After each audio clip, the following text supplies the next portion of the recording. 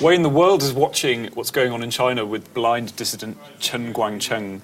And just in the same way, we watched Bo Xilai, Chongqing party chief, kicked out a couple of months ago.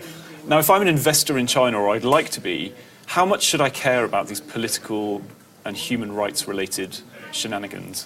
I think investors already care. I mean, I think that the confusion over the latest episode has really heightened the sense that there's disarray in China and with its relations with the U.S.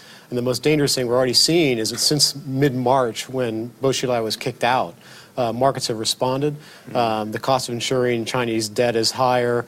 And this is what? Because people are worried that well, they're worried about two things. With the latest episode, I think they're worried about what the future is between the two largest economies in the world, the U.S. and China, and how the Obama administration is going to respond. They're now under a lot of pressure in an election year to step up and be a little bit harder on China vis-a-vis the currency, vis-a-vis trade.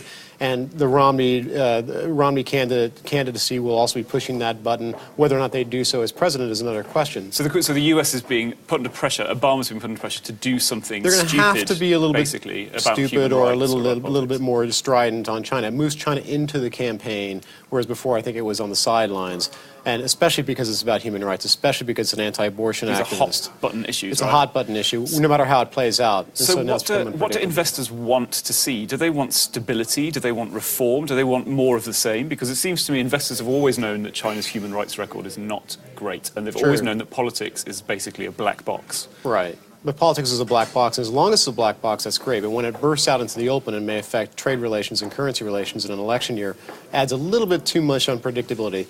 You're right, that's good for traders in a sense, but for investors over the long haul, it adds an element of unpredictability that I don't think they're comfortable with, and that's what we're seeing in the markets. I mean, the other concern, of course, is that everyone already knew that China's economy is slowing.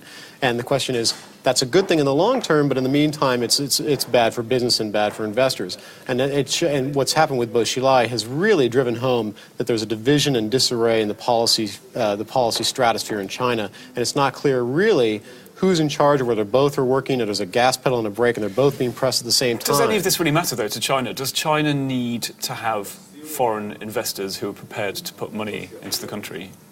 Well, remember that investment in China isn't always putting money in the country. These are bets being placed on China quite apart from China outside the country. But FDI is one thing. Portfolio investment isn't quite fully open. And investors are in China as well. And those investors are also voting with their feet, right? So they're all saying that political stability is well, of course. If you're a Chinese citizen and you're worried about the future of your country, then you're going to be taking money out of stocks and putting it into gold, putting it in a mattress or something like that. And out of the banks, right? We've seen the deposits becoming harder to come by for banks. Yeah. There's concern about whether they're going to be under pressure. We've had politicians say we need to break up the monopoly of the banks. There's a lot of uncertainty about where China's headed. In a word, Wayne, based on the political uncertainty, is China a buy or a sell?